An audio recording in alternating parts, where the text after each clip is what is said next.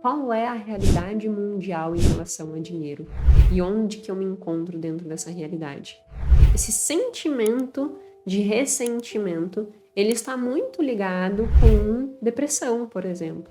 Se ter problema financeiro diminui a eficácia do tratamento, então vamos tentar incorporar dentro do tratamento aspectos relacionados a cuidar do dinheiro, a gestão, o planejamento financeiro. Juntar problema financeiro e resolução de problema financeiro com tratamento psicológico, isso aumenta a eficácia do tratamento. Por vezes as pessoas se tornam completamente alienadas, olhando para o seu umbigo, reclamando da vida e não percebem que na realidade tem tudo na mão para fazer e ter uma melhor qualidade de vida.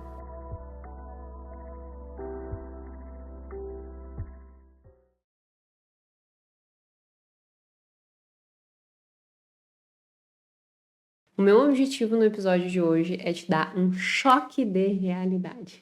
Justamente isso. Muitas vezes a gente começa a evoluir na vida e eu já tive vários clientes desse tipo, assim, de perguntar qual era teu objetivo há 4 anos atrás? E a pessoa dizer assim, nossa, meu objetivo era ganhar o que justamente eu tenho ganho hoje. E a pessoa tá infeliz, a pessoa tá com dificuldade financeira, a pessoa tá. E é justamente o objetivo que ela tinha, sabe? Então, o meu objetivo aqui no episódio de hoje é te dar um choque de realidade. E esse choque de realidade ele foi muito incentivado por esse aspecto, mas também por 2 caixinhas que eu recebi lá no Instagram.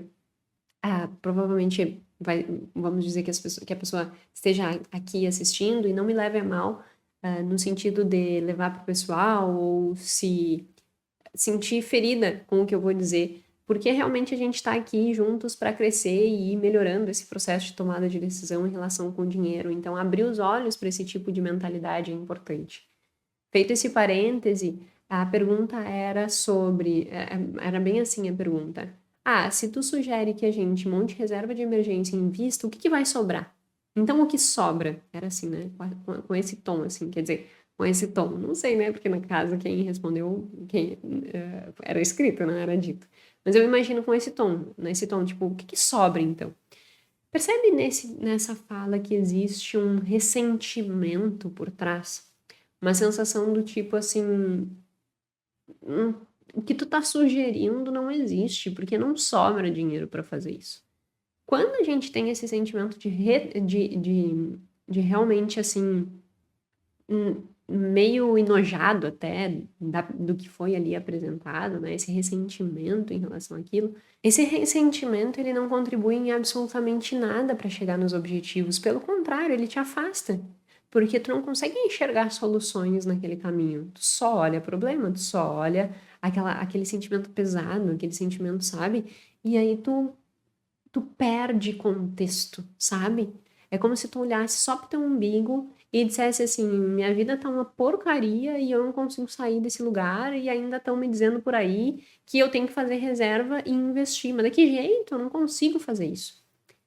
Isso não vai contribuir para que tu consiga fazer, entendeu? Isso não vai contribuir para que tu tenha uma qualidade de vida. Isso não vai contribuir. Eu tô dizendo para ti porque pode ser que tu tenha esses mesmos sentimentos muitas vezes, que tu me escuta falar coisas ou escuta outras pessoas falar coisa e cria esse mesmo ressentimento. E esse ressentimento ele não contribui em absolutamente nada. Então, diante disso, eu acho que é importante que nós possamos construir uma perspectiva de realidade, sabe?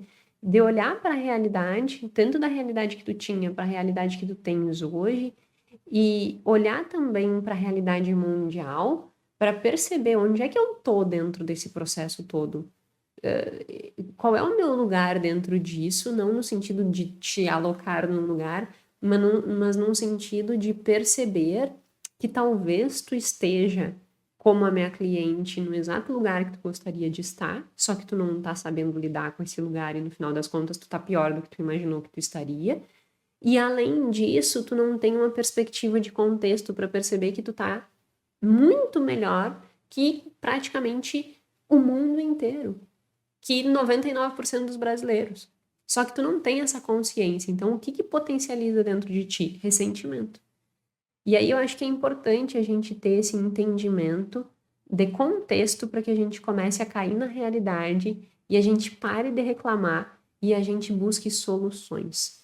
Porque Porque quando a gente pensa nessa relação, né, de saúde mental com dinheiro, o que que acontece? Quanto maior for a minha ansiedade, por exemplo, e esse tipo de sentimento de ressentimento vai gerar ansiedade, e quanto maior for a minha depressão, por exemplo, pior é a minha gestão financeira. Eu logo no início do episódio já vou falar sobre isso. Portanto, alimentar esse ressentimento vai fazer com que eu fique emocionalmente pior e, consequentemente, financeiramente pior também. Em resumo, não é a solução. Então, o primeiro objetivo desse podcast é que tu entenda essa construção de contexto, entenda também essa relação entre eu não posso ficar ansioso com esses sentimentos ruins, senão vou piorar minha gestão financeira, para que tu consiga ter uma maior força, inclusive emocional, de dizer assim, para de reclamar e vai para a vida resolver, porque tu tá melhor do que 99% dos brasileiros e tu está melhor do que a grande parte do mundo em termos de situação financeira. Basta a gente arregaçar as mangas, basta a gente estar disposto a passar pela dor para que a gente consiga chegar na solução. Então, esse é um primeiro objetivo desse episódio, trazendo muitos na realidade, indicadores que eu vou apresentar aqui e essa construção de realidade. Então, esse foi um primeiro aspecto que fez com que eu desenvolvesse esse episódio. Uma outra pergunta na caixinha que surgiu esses dias e que também me incentivou a gravar esse episódio foi assim: me perguntaram, Jéssica, depois do teu objetivo, tem um objetivo final? E é interessante isso, né? Porque muitas vezes a gente pensa nesse aspecto de construção de objetivos e alcancei, objetivo alcancei, objetivo alcancei. Se nós olharmos para estudo, por exemplo, a gente vai entender que nunca existe um objetivo final. Porque sempre vai surgir uma nova evidência a qual tu precisa te aprofundar. Ou tu vai te dar conta, a partir de um nível de estudo que tu está, que há um outro braço que tu ainda não tinha percebido e que tu precisa te aprofundar ali também para estudar. Eu estudo finanças comportamentais há mais de 13 anos. Se tu me perguntares, Jéssica, tu acha que tu domina tudo sobre finanças comportamentais? Eu te diria assim, eu acho que eu ainda tenho muito a aprender.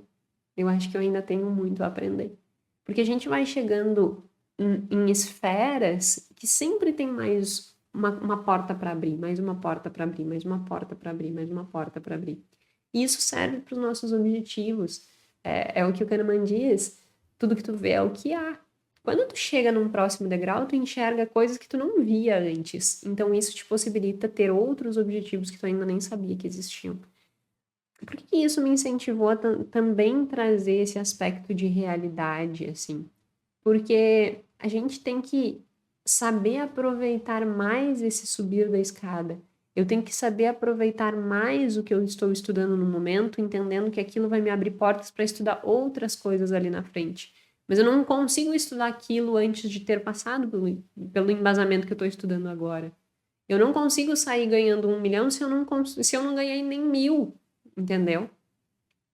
Então, entender contexto também vai te permitir entender assim, onde eu estou dentro dessa escada e dentro desse percurso eu ainda posso ter muito a caminhar, mas eu tenho que aprender a desfrutar desse caminhar dentro disso, porque senão eu vou estar sempre insatisfeita e estando sempre insatisfeita, eu volto para a questão do ressentimento e estando ressentida eu vou ter problema financeiro, entendeu? Então, em resumo, qual é o objetivo do episódio de hoje?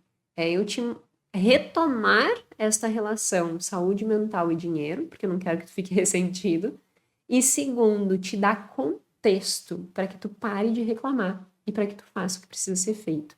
Não no sentido de que, então agora eu vou arregaçar as mangas e vou fazer o que precisa ser feito, mas no sentido de perceber que não, tem um caminho por aqui e eu posso traçar esse caminho sem tantos sentimentos ruins embutidos. Então, eu te darei muitos e muitos números no episódio de hoje.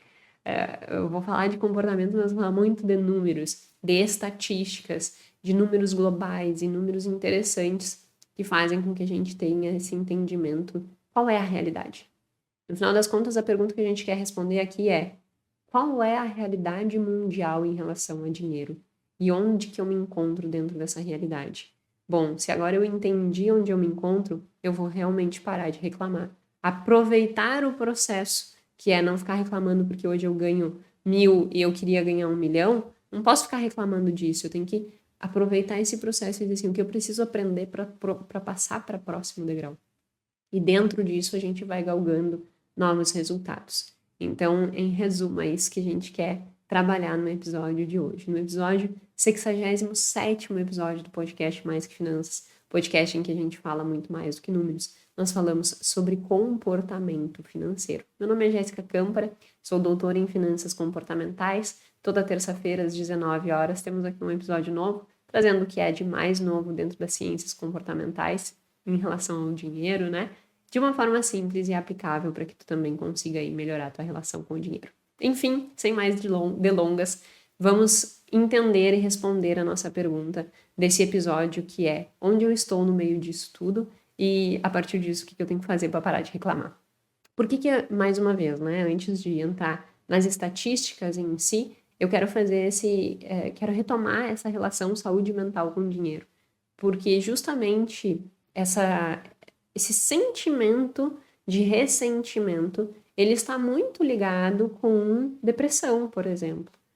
Tem uma tendência a estar ressentido, a estar magoado, a estar triste, e isso tende a me puxar para um nível de depressão. Ou se eu começo a ficar extremamente ansioso com essa situação financeira, eu tendo também a apresentar maiores problemas financeiros. Portanto, a gente tem que perceber que esses sentimentos eles não contribuem para o meu estado de espírito para resolver meus problemas financeiros. E aí, retomando os estudos em relação a isso, tem sempre uma estatística que eu acho muito interessante dos Estados Unidos, que eles discutem o fato de que mais de 80% dos americanos que apresentam ansiedade, eles indicam o problema financeiro como a causa. E aí eles colocam ali que é muito relacionado com o fato de aumento de custos, né? Um dos aspectos. Se a ansiedade está diretamente relacionada com problema financeiro, como que está a relação disso em relação ao tratamento, né? Para que eu possa tratar, por exemplo, esses sentimentos de ressentimento. E aí tem um estudo muito, mas muito interessante que foi feito na Inglaterra, que avaliou de forma longitudinal várias pessoas que estavam buscando tratamento psicológico na área de TCC, que é a terapia cognitiva comportamental. E olha que interessante os achados que eles trouxeram. Até deixei anotados os números bem certinho em termos de dados, né? Primeiro, eles fizeram uma avaliação assim: pessoas com problema financeiro e pessoas sem problemas financeiros, para avaliar a eficácia do tratamento para ansiedade e depressão. O resultado que eles trouxeram é muito interessante. Aquelas pessoas que têm problemas financeiros, a eficácia do tratamento para ansiedade e depressão é menor. A eficácia do tratamento da teoria cognitiva comportamental é menor para quem tem esses problemas financeiros. Os números são os seguintes: quem tem depressão, a eficácia do tratamento da TCC, né, ela, para quem tem problema financeiro, fica em 22%. Para quem não tem problema financeiro, a eficácia fica em 55%. Ansiedade, a eficácia do tratamento é de 38% para quem tem problema financeiro e sobe para 52% para quem não tem problema financeiro. Então, percebe? Depressão de 22% pula para 55% quem não tem problema financeiro. Ansiedade de 38% pula para 52%, só pelo simples fato de não ter problema financeiro. Quando eles perceberam isso, eles separaram, então, e olharam e disseram assim, ok, se ter problema financeiro diminui a eficácia do tratamento, então vamos tentar incorporar dentro do tratamento aspectos relacionados a cuidar do dinheiro, a gestão, o planejamento financeiro e tal, e vamos ver o que isso gera de resultado. E aí os resultados são o seguinte: quando eu não junto os dois tratamentos, para depressão, a eficácia é 22%, para ansiedade, 38%. Quando eu junto os dois tratamentos nessa pessoa que tem problema financeiro, ou seja, eu trato a depressão, eu trato a ansiedade, mas junto eu trato o problema financeiro, A eficácia do tratamento para a depressão sobe para 48%, de 22 para 48. E a ansiedade sobe de 38 para 50. Ou seja, juntar problema financeiro e resolução de problema financeiro com tratamento psicológico, isso aumenta a eficácia do tratamento. Isso é muito interessante, porque consegue nos mostrar que, por exemplo, essa pessoa que tem esse elevado ressentimento, vamos supor que existe um quadro depressivo aí. Se essa pessoa não olhar para os aspectos financeiros junto com isso, a probabilidade de tratamento, não posso dizer a palavra cura, mas a eficácia do tratamento, ela vai ser muito menor do que se eu embutir um tratamento financeiro junto. Então, olha a importância de nós olharmos para o dinheiro e para a gestão financeira e para o cuidado e para tudo isso que envolve essa questão relacionada ao dinheiro. É imprescindível que a gente olhe para isso para que nós possamos diminuir sentimentos ruins e agir também na resolução desses problemas. Porque isso vai beneficiar tanto o meu bolso, que é meu extrato bancário, meu banco lá que vai, meu saldo da conta que vai ficar mais gordinho, quanto minha saúde mental. Então, eu achei muito interessante esse estudo, por isso que eu quis trazer também dentro dessa discussão, principalmente quando a gente olha para sentimentos ruins, que são sentimentos atrelados à depressão, e entender que nós precisamos relacionar o olhar para o problema financeiro. Então, se tu tem algum problema de ansiedade, de depressão, e tu tá fazendo terapia, traz à tona a questão do dinheiro. Discute isso com o teu terapeuta. Busca mais alternativas para te ajudar. Escuta mais podcast Mais Que Finanças. Te inscreve nas listas de espera da minha mentoria. Porque isso, sem dúvida, pode fazer com que o tratamento que tu esteja fazendo se torne mais eficaz. Porque as duas coisas estão diretamente relacionadas. E aí tu, mais uma vez, tem análise de contexto, né? Tu não olhar para o teu caso isolado e achar é ruim só comigo. É só comigo que não funciona. Não, quando na realidade talvez é porque um aspecto que é importante, que é o dinheiro, não está sendo levado em consideração. E esse estudo nos mostra que não levar isso em consideração diminui a eficácia do tratamento. Certo? Esse era o primeiro ponto que eu queria trazer aqui. Agora vamos para uma perspectiva mais abrangente de fazer com que a gente coloque o nosso pezinho no chão, fazer com que nós entendamos melhor o mundo que nós vivemos e a partir desse entendimento a gente deixe de reclamar e faça o que precisa ser feito sem tantos ressentimentos e percebendo que a gente precisa aproveitar o processo. Como que está a situação financeira das pessoas no mundo? Como que está a situação financeira das pessoas no Brasil? É isso que eu quero trazer aqui hoje. Agora, né? Eu já falei 18 minutos. Como que está essa situação, assim? Como que as pesquisas mostram e qual é a relação, como que eu estou no meio disso? Qual é a minha posição em relação ao contexto global e ao contexto brasileiro? Será que eu estou bem do ponto de vista financeiro? Será que eu estou mal? O que nos mostram as pesquisas em relação à renda, dívida, alfabetização financeira, investimento, bem-estar ao redor do mundo? Todos esses aspectos que eu vou discutir, eu já fiz algum podcast aqui sobre eles. Então, por vezes, eu vou trazer alguma contextualização de conceito, mas eu não vou me debruçar no entendimento desses conceitos, porque já tem episódios aqui falando sobre isso. Aí é só tu buscar aí, que tem bastante coisa. Então, eu não vou me debruçar sobre isso. Mas vamos entender um pouquinho sobre dinheiro no mundo, né? E aí, mais uma vez, assim, meu objetivo aqui pode ser que tu fique pensando assim, tá, mas o que eu quero saber como é que tá o mundo em relação ao dinheiro? É que eu não quero que tu seja uma pessoa alienada, entendeu? Por vezes as pessoas se tornam completamente alienadas, olhando pro seu umbigo, reclamando da vida, e não percebem que na realidade tem tudo na mão para fazer e ter uma melhor qualidade de vida.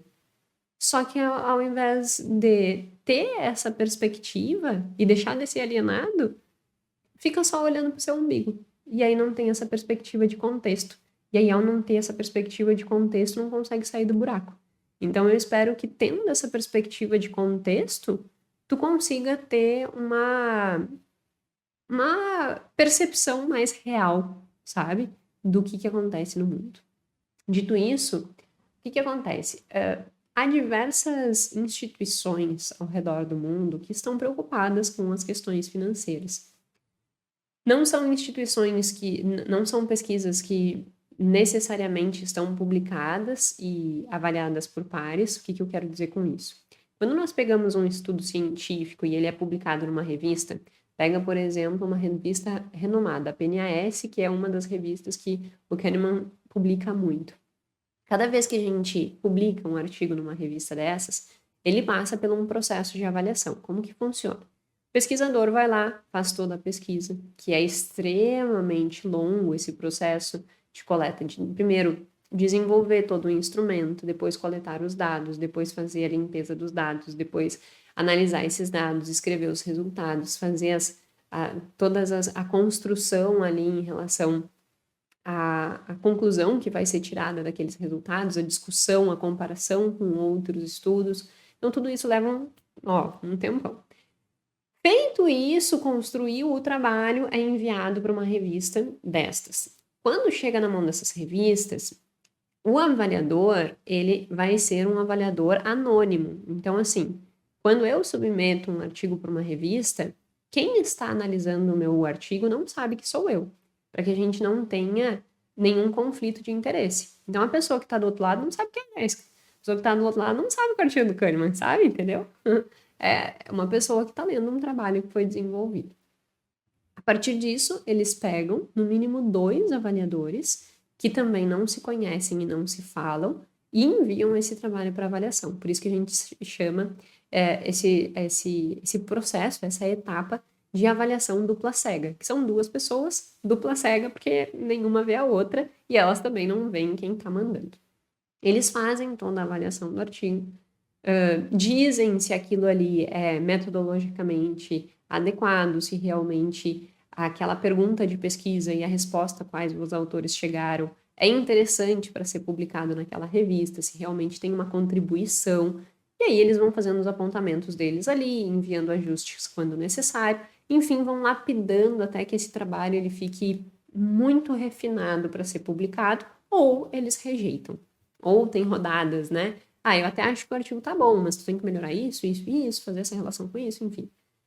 E aí eles publicam. Os estudos que eu vou apresentar aqui hoje não partem por esse processo, não passam, né, por esse processo. Na realidade, eles são estudos desenvolvidos por instituições mundiais, e também depois eu vou falar do Brasil e vou falar de instituições brasileiras, que eles coletam muitos e muitos dados ao redor do mundo, e eles entregam, então, as estatísticas da coleta de dados que eles tiveram. Portanto, não é pesquisa científica publicada, é uma pesquisa coletada por instituições de renome. Obviamente, não peguei nenhuma instituição de esquina, como se diz. São instituições de renome que desenvolveram esses estudos e que nos presenteiam com pesquisas que, por exemplo, tem uma pesquisa com mais de 150 mil pessoas ao redor do mundo. Tipo, é muito rico isso, sabe? E estudos longitudinais ainda, que tem todo um embasamento ao longo do tempo e que a gente consegue ver a evolução. Então é muito interessante.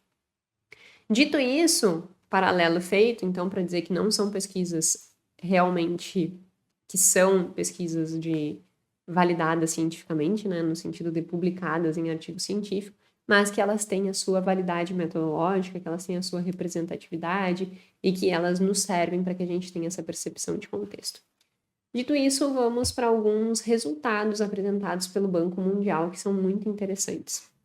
O Banco Mundial, se tu colocar aí na internet, eu coloco os links aqui na descrição também. O Banco Mundial, ele está sempre tentando entender como que está o contexto mundial, como que está a situação financeira das pessoas, o que está acontecendo, o que não está acontecendo.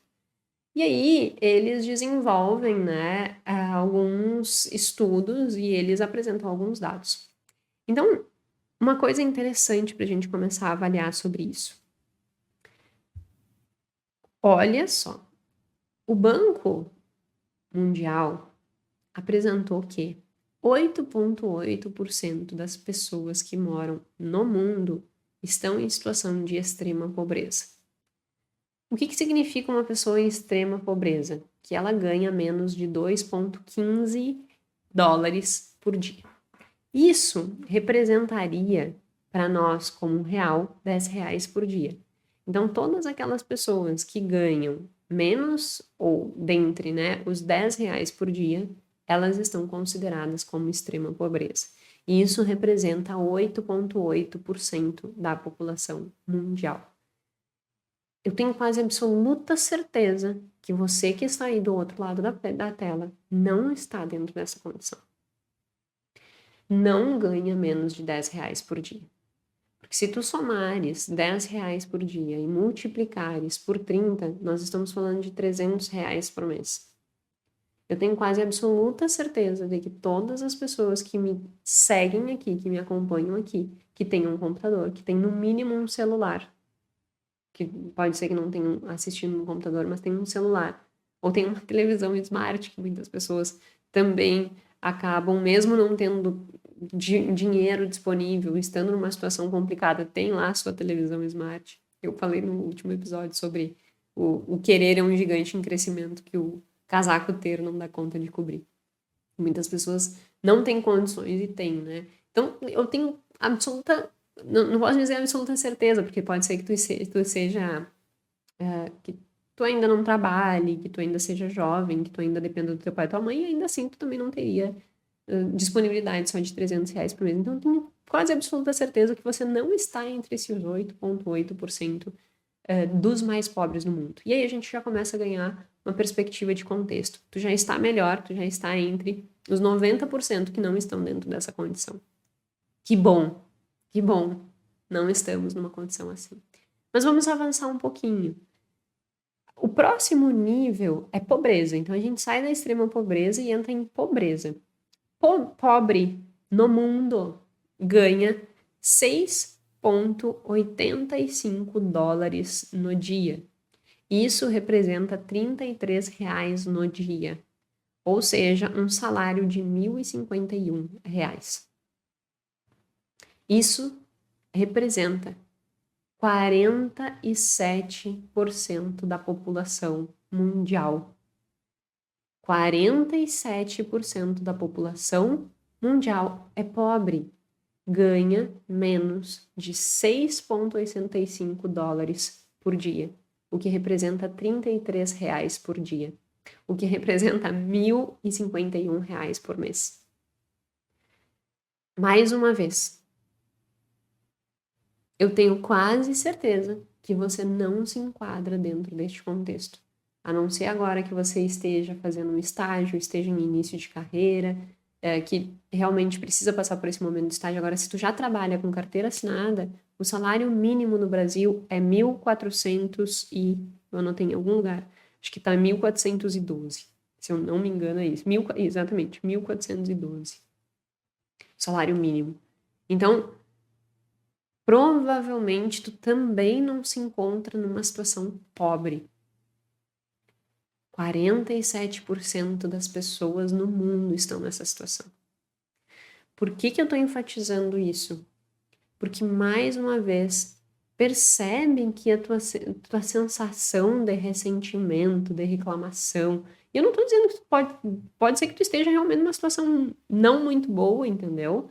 Mas será que essa situação não muito boa não foi porque tu quis antecipar coisa que tu ainda não podia pagar? Será que essa situação não muito boa não foi porque tu comprou a televisão smart, que eu estava dando de exemplo, e parcelou, e essa parcela acumulou com um outro problema que tu teve, e isso foi gerando uma grande bola de neve? Ou será que tu não ganha bem muito melhor do que essas pessoas que estão numa situação de pobreza e que até hoje tu foi negligente com o teu dinheiro? E essa negligência fez com que tu ficasse rancoroso? E esse rancor tá fazendo com que tu tenha depressão, por exemplo, ou ansiedade. E aí isso está se virando uma grande bola de neve para que o teu problema financeiro seja amplificado. Se faz esses questionamentos. É por isso que eu iniciei o episódio falando que ele seria um choque de realidade. Porque por vezes a gente perde o senso da realidade. E aí a gente olha para o umbigo da gente e a gente acha que a gente vive muito mal. Mas daqui a pouco tu vive a exata situação que tu queria estar. E tu tá num contexto muito melhor que a maioria. Tu tem tudo nas mãos para resolver a tua vida. E tu tem acesso à informação. Só que para isso tu vai precisar ter absoluta consciência de que tu vai, olha, eu preciso resolver minha vida. Eu preciso dar atenção pro meu dinheiro. Eu preciso cuidar disso aqui, porque isso aqui vai fazer com que eu tenha uma melhor qualidade de vida, uma melhor saúde mental. Eu vou avançando, tem mais dados aí, tá? Mas é que eu acho que é importante a gente perceber isso. 47% das pessoas são pobres no mundo.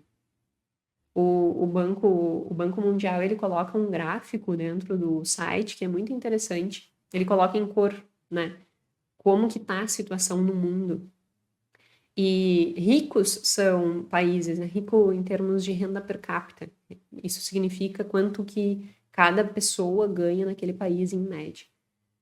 Ricos, Estados Unidos, Canadá, Austrália, boa parte da Europa.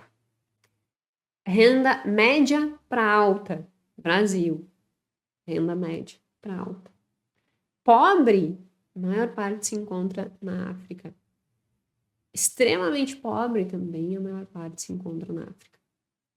Aqui na América Latina, por exemplo, Venezuela se encontra numa situação de pobreza. Porque eu acho que também contexto é importante nesse quesito. Porque muitas vezes há ideologias envolvidas que daí, a partir dessa conotação que eu estou trazendo, vão tirar, mas então a culpa é de um contexto, eu não quero entrar nesses méritos aqui porque não é realmente o meu objetivo, mas é mais uma vez contexto, sabe? Mais uma vez contexto. Eles estão também numa situação de pobreza. Então, lá no site, eles apresentam, assim, conversa difícil hoje, né? Tô tensa até. Calma. Respira, respira. Eu falo essas coisas doídas, mas é de coração, sabe? Porque o que eu sempre digo, o meu objetivo aqui no podcast é realmente contribuir de alguma forma. E aquela pessoa que vai contribuir, aquele amigo que vai realmente te ajudar, o pai e mãe que realmente vão ser pessoas que vão te tornar uma pessoa melhor, não são aqueles que simplesmente passam a mão na cabeça.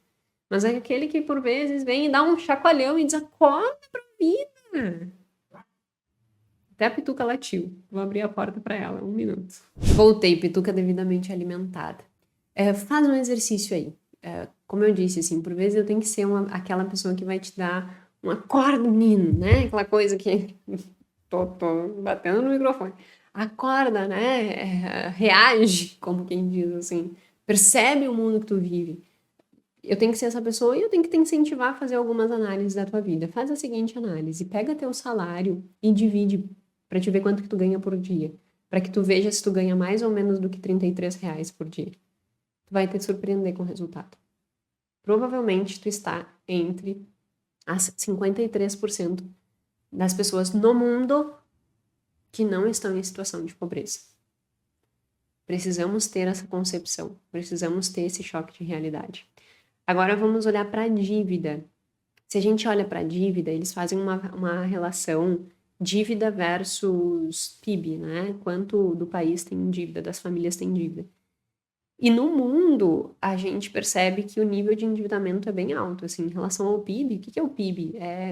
A grosso modo, é o nível de produção, quanto que gera de renda. E a dívida das famílias no mundo é 146% maior do que o PIB mundial gerado. Então, há mais dívida do que produção, só para ter uma ideia, né?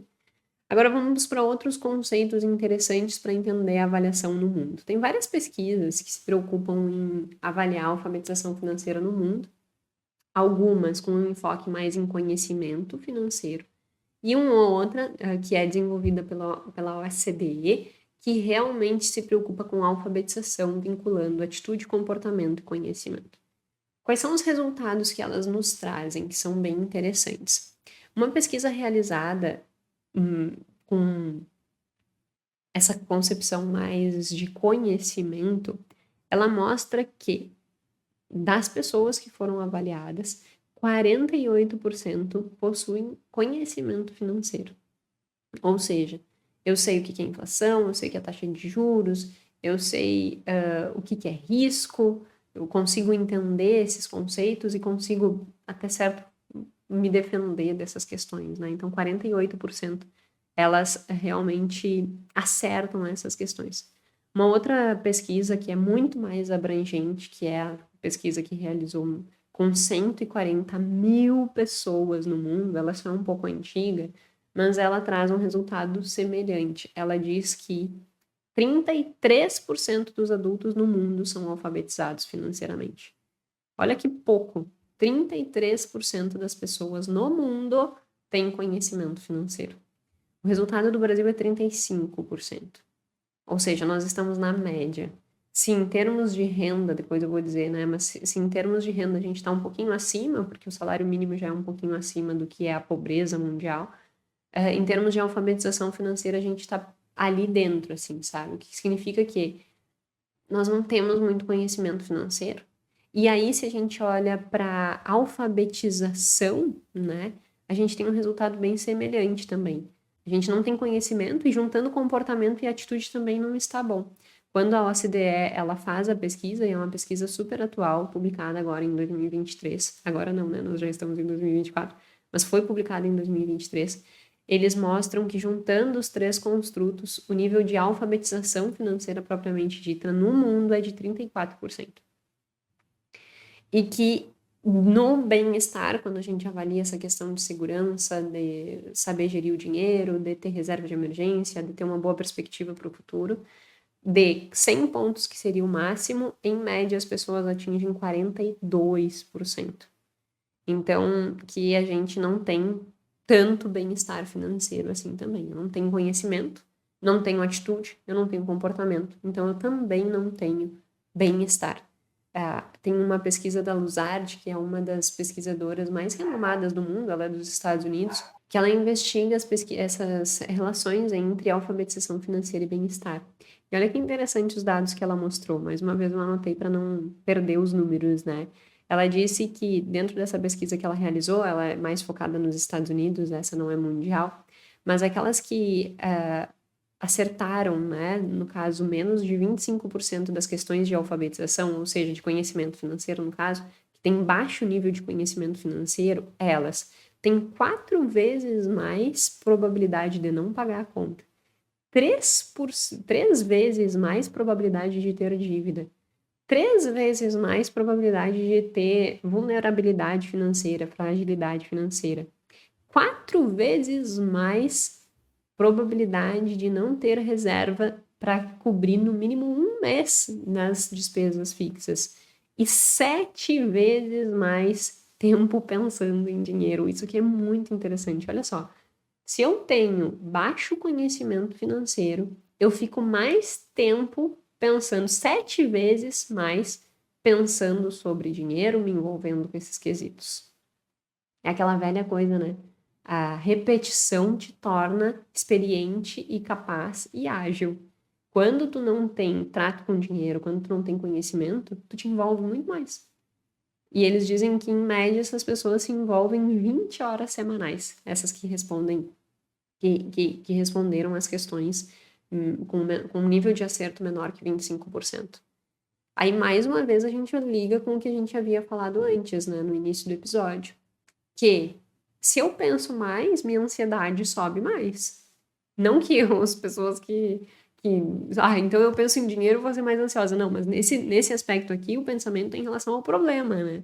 E se eu me envolvo mais com esse problema, esse problema ele é maximizado, portanto, isso vai me gerar maior ansiedade. Se me gera maior ansiedade, retroalimenta o problema financeiro. Percebe as coisas se retroalimentando? Então, acho que isso é bem interessante. Então, a grosso modo, como estamos no mundo? A grosso modo, 8,8% das pessoas estão em extrema pobreza, recebendo menos de 2,15 dólares por dia, o que representa em torno de 10 reais por dia. 47% da população apresenta uma renda inferior a 6,85 dólares, que representa R$ 33 no dia, e estão numa situação de pobreza, ou seja, com dificuldades financeiras para manter-se o básico. Essa é a realidade mundial. Na realidade mundial também nós temos baixa alfabetização financeira, a média fica em 33%, e nós temos um bem-estar também muito elevado, mediano, chegando a 42 pontos dentro de uma escala de 100. Esse é o contexto mundial. Agora vamos entrar um pouco mais no contexto brasileiro. Tem um site que eu até desconhecia esse site, mas eu fui no Wesley Podcast e ele que comentou. E aí eu achei muito interessante, fui pesquisar e realmente é bem interessante mesmo. Nexo é o nome do site. Tu entra dentro do site, tu coloca o teu salário e tu coloca qual é o lugar que tu mora, qual é o estado que tu reside. E aí ele te mostra comparando o teu salário com o salário das outras pessoas. Ele te mostra, tu tá acima de tantos por cento da população brasileira. E aí, olha que interessante. Se nós pegarmos a renda média do brasileiro hoje, está em 2.924%. Por cento não, né? R$ 2.924. Para que a gente possa fazer uma comparação com o resultado da pobreza mundial, a gente pega esses 2.924, que é a renda média do brasileiro, e nós dividirmos pela cotação do dólar. Hoje, eu dividi por 4,95, que é a cotação do dia, pode alterar. Isso nos dá por mês $590, que dá por dia, 31 dias, 19,05. Portanto, em média, o brasileiro recebe $19,05 por dia, o que é mais do que o dobro do que 47% da população mundial, que recebe $6,85 por dia. Isso reforça o meu choque de realidade que eu estava te dizendo antes. Nós estamos numa situação financeira muito melhor do que nós mesmos podemos imaginar. Portanto, vamos aproveitar isso para que a gente realmente dê valor ao nosso dinheiro, para que a gente valorize o nosso dinheiro e perceba, pare de reclamar e olha para o teu dinheiro e diz assim, obrigada, eu já estou melhor do que quase 50% da população do mundo. Bom, o que eu posso fazer daqui para frente para ter uma qualidade de vida ainda melhor? Reclamar não vai adiantar, mais uma vez. Então, eu acho que esse contexto é bem importante. Esse número de 2.924 de média de renda do brasileiro foi um indicador do IPEA, tá? Que eu peguei. E isso dá, no dia, R$ 94 por dia para o brasileiro. O que, comparado com os R$ 33 da pobreza, é muito maior. Então, faz essa comparação com a tua renda e também vai lá no site da Nexo e coloca lá o teu salário, porque eu acho que isso vai te dar um senso de realidade importante para que tu coloque teu pezinho no chão, tá bom? Mas uma coisa interessante, assim, que segundo o Banco Mundial, né, a renda média, como eu já tinha comentado, do Brasil, ela é uma renda maior, tá ali em médio para alto, né, não está baixa. Alto, como eu já falei, Estados Unidos, Canadá, Austrália, boa parte da Europa, mas o Brasil não tem uma renda alta, mas está médio para alta justamente pelos dados que eu estou mostrando aqui. Então, em termos de renda, estamos, óbvio que, não vou dizer que estamos muito bem, obrigada, né, mas assim, comparando com a situação mundial, nós não estamos numa situação ruim e provavelmente pode ser que tu esteja numa condição muito melhor ainda que boa parte dos brasileiros e que tu esteja reclamando. Então, isso que é o ponto aqui, sabe? Ou se tu não está, é tu perceber assim, bom, eu tô numa condição que realmente é limitante. O que eu posso fazer de diferente para que eu consiga sair dessa situação? Que não é reclamar. Tem um episódio aqui que eu falo sobre o que tu precisa fazer para ganhar mais. Se tu tá nessa situação, vai lá que eu acho que vai te ajudar bastante. Enfim, saindo desses dados, eu acho que um outro ponto importante de nós discutirmos em termos de contexto é dívida. A dívida brasileira, dos brasileiros, ela é bem representativa. E aí eu quero que tu diferencie dívida de inadimplência.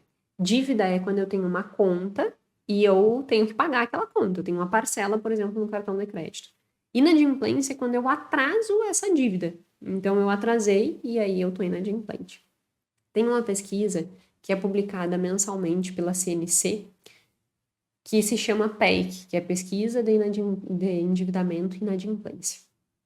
Essa pesquisa eu acompanho ela há muitos anos, já falei algumas vezes dela aqui no episódio, porque realmente eu acompanho ela desde que eu estou nesse mundo, e eu estou nesse mundo há quase 14 anos, né, 13 anos. Entrei em 2010 para essas discussões de finanças comportamentais no terceiro semestre da faculdade, estamos em 2024. Então, foi no meio de 2010. Então, no meio de 2024, eu completo aí 14 anos estudando finanças comportamentais e desde então eu acompanho essa pesquisa e os números não mudaram muito de lá para cá. O que eles revelam? A pesquisa agora de janeiro de 2023 revela que na realidade, dá 78,1% das pessoas do Brasil possuem algum tipo de dívida, que 28% estão com contas em atraso e que 12% não vão conseguir pagar de jeito nenhum essas contas. Agora eu quero que tu adivinha qual é o maior fator que faz com que haja 78% dos brasileiros com dívida. Duvido que tu responda essa. Se tu já me acompanha, tu já deve saber. Cartão de crédito. O cartão de crédito é o principal fator que amplia essa estatística. Das 78 pessoas que estão com dívida, 86% é com o cartão de crédito. 86% é com o cartão de crédito. E eu tenho uma perspectiva em relação a isso. Não sei se tu acompanhou no meu Instagram, mas eu publiquei lá sobre o fato que os cartões de crédito, esse ano, em janeiro, eles alteraram a política de cobrança de juros, né? A partir desse ano, antigamente, a taxa de juros do cartão de crédito era mais de 400% no ano, sabe? Era muito alta, era, tipo, absurda mesmo. Tu tem uma dívida de R$100 agora, daqui a um ano tu tem uma dívida de 400. Então, muito grande a taxa de juros.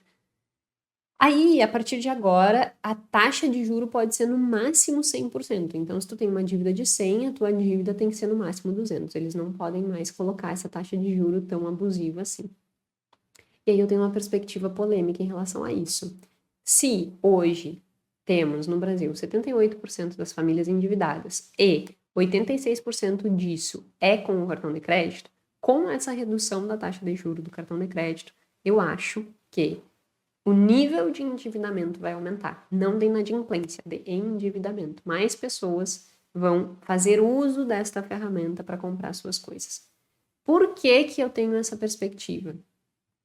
Porque quando eu tenho uma taxa de juros de 14%, de 400%, é como se existisse um reforçador negativo para aquele teu comportamento. É como se tu estivesse, por exemplo, abrindo uma porta e quando tu toca na porta tem um choquezinho. Então tu vai. Não, quer ver um exemplo melhor? Sabe banho, chuveiro? Ah, isso é muito, muito tradicional no interior. Não sei se tu já passou por isso, mas eu passei muitas vezes na minha vida por isso. De no banheiro, tu ir ligar o chuveiro e ele dá choque, sabe? E aí, tipo, não quero ligar esse chuveiro porque vai me dar choque. Acontece quando tu vai pegar o cartão de crédito e passar e tu pensa, se eu não pagar isso, eu vou ter um grande choque. Então eu não vou passar. Tu tem um reforçador negativo ali. Quando tu tira o choque, tu vai lá e liga, né, sem nem pensar. É por isso que eu acho que pode aumentar o nível de endividamento no cartão de crédito. O que não representa que eu seja contra a redução da taxa de juros. Entretanto, a nossa responsabilidade de ter mais consciência com o uso do cartão de crédito tem que aumentar. Por quê? Porque eu baixei a barreira, sabe? É como se eu tivesse diminuído a barreira. Eu tirei o choque do chuveiro. Então agora, sem o choque, eu vou abrir mais tranquila. Eu vou gastar mais no cartão de crédito mais tranquila. Então isso pode fazer com que tu tenha uma maior propensão a gastar, sabe? Então é bem importante a gente ter esse entendimento para ter maior consciência de consumo, para que a gente não faça com que esses indicadores aumentem ainda mais. Dito isso, quero voltar para um outro ponto importante. Quando eles avaliam estratificação de renda, nível de dívida, é muito interessante perceber que, porque tu pode pensar assim, provavelmente a maior parte dessas pessoas, né, 79% dessas pessoas que têm dívida são aquelas que ganham mal. Não. Olha só, as pessoas que ganham de 0 a 3,5 salários mínimos, o nível de dívida é 79%. As pessoas que ganham de 3 a 5 salários mínimos, a proporção de dívida nessas pessoas é 80%. E aí reduz um pouco nos próximos níveis, mas não muito. Quem ganha de 5 a 10 salários mínimos, o nível de dívida é 76%. Quem ganha mais de 10 salários mínimos, o nível de dívida é de 74%. A grande diferença aí não é então o nível de dívida, é que essas pessoas que ganham mais de 100, elas têm menor probabilidade de inadimplência, né? Elas pagam mais as suas contas. Mas por que isso aqui é importante? Porque por vezes a gente acha que o problema é o quanto eu ganho, mas na realidade o problema não é quanto tu ganha, o problema é quanto tu gasta.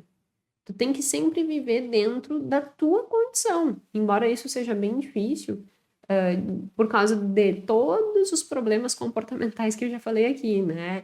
O viés do presente, da gente querer priorizar os prazeres imediatos e todas as outras questões de estímulos ambientais que fazem com que tu consuma.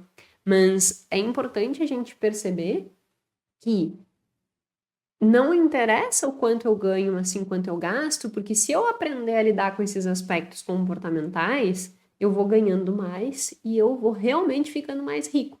Agora, se eu não entender esses padrões comportamentais, eu vou ganhando mais e eu vou seguindo pobre. Que é o que eles estão mostrando aqui, que as pessoas, elas se endividam também. E eu não estou dizendo assim, então eu não posso mais me endividar, que é fazer parcelas, né? Não é isso. Mas quase 30% da população está inadimplente, está com dívida. E a gente já sabe a repercussão disso. O que eu tenho de problema aí, né? Depressão, ansiedade, inclusive aumento de nível de suicídio, que eu já falei aqui nesse episódio várias coisas em relação a isso. Portanto, tu tem que entender esses aspectos comportamentais para que tu também não entre nessas estatísticas. A gente tem que olhar para isso e dizer assim, opa, peraí, eu não quero ir para esse mesmo caminho. Então, dívida eu acho que é uma coisa bem importante da gente entender.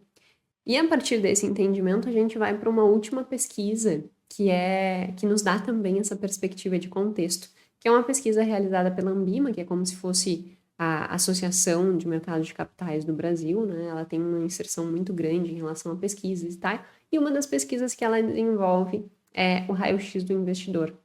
Dentro disso, ela traz alguns resultados interessantes. Olha só, dos brasileiros, apenas 36% realizam algum tipo de investimento. E a maior parte desses investimentos está na poupança. Então, se tu faz qualquer tipo de investimento num CDB, por exemplo, tu já está na frente de grande parte dos brasileiros. Isso é para ver que ainda tem muito espaço para que a gente consiga se melhorar como pessoas e como gestores do nosso dinheiro, porque ainda não é tão disseminado quanto a gente imagina, sabe? Talvez a gente viva numa bolha que todo mundo meio que fala sobre o assunto e tal, mas no final das contas não é assim. Essa não é a realidade. E quando a gente olha para a realidade, a gente diz assim, nossa, apenas 36% das pessoas no Brasil realizam algum tipo de investimento. Então eu já estou na frente de grande parte das pessoas, se eu realizo qualquer. Por exemplo, se tu começar a montar tua reserva de emergência, tu já está na frente de grande parte das pessoas. Eu sempre incentivo, né? Faça a reserva de emergência. Então, é importante a gente ter esse entendimento de que precisamos evoluir nesse sentido, porque investimento é segurança, segurança é o que realmente vai fazer com que a gente tenha maior qualidade de vida. Um outro dado interessante dessa pesquisa da Ambima é em relação à dependência do INSS para aposentadoria. Se eles perguntam para os idosos já aposentados se eles dependem do INSS, 90% diz que depende. Só que se eles perguntam para os jovens ativos se eles vão depender do INSS, eles dizem que não. Apenas 51% acha que vai depender. Ou seja, 49% acha que não vai depender. E aí a gente percebe uma dissociação, né, entre o que eu acho e o que é o real. qual a importância disso? Que para que tu não dependa efetivamente, para que a gente consiga mudar essa estatística e daqui a alguns anos em 50 caia, né, reduza de 90 que dependem do INSS para 50, nós precisamos começar a mudar hoje. Nós precisamos construir essa segurança financeira. Então, tudo que eu falei aqui te mostra onde que eu tô no meu contexto e o que eu preciso fazer. E uma das coisas que tu precisa fazer é começar a se tornar essa estatística de investidor e montar a tua segurança para que tu não dependa do INSS. Porque a dependência do INSS vai fazer com que tu não tenha uma qualidade de vida lá na frente. E para isso, para te não depender do INSS, tu vai ter que abrir mão de alguns prazeres imediatos. Isso vai fazer com que tu tenha qualidade de vida lá na frente. Enfim, o meu objetivo nesse episódio era realmente te dar esse choque de realidade, era fazer com que tu olhe para tuas condições financeiras de uma forma diferente, é para que tu perceba que talvez tu esteja onde tu gostaria de estar há anos atrás e tu não tá dando o devido valor, tá olhando só pro degrau lá de cima, mas tu não tá aproveitando o aprendizado que tu tá tendo agora. Não que isso vá te diga assim, não, então não posso sonhar para frente. É claro que sim, eu tô sempre querendo aprender mais, eu tô sempre estudando e ampliando o que eu tô estudando, eu tô sempre também buscando melhores resultados. Mas isso não faz com que eu não me dedique ao máximo ao estudo que eu tô tendo agora, ou o resultado financeiro que eu tô tendo agora, embora isso seja um grande desafio. Mas se tu conseguires fazer isso com teu pezinho no chão, olhando para longe, por isso que eu faço a analogia de que a nossa condição financeira ela tem que ser olhando para um binóculo, né? Ou para uma luneta. Eu estou com os pés no chão, mas eu estou olhando longe. Porque eu estou segura, eu estou firme, mas eu estou olhando para longe. Mas eu sei onde eu estou, eu sei onde o contexto em que eu estou, e eu sei da onde eu vim. No final das contas é sobre isso, sabe? É para que a gente tenha consciência da nossa realidade e que a gente não fique reclamando e se ressentindo com as coisas e ao invés de melhorar, piorar, tá bom? Sei que falei várias coisas aí, sei que foi um episódio mais tenso, mas espero de coração que de alguma forma as reflexões que eu trouxe aqui possam contribuir para a tua melhor relação com o dinheiro, tá bom? Meu muito obrigada e até a semana que vem.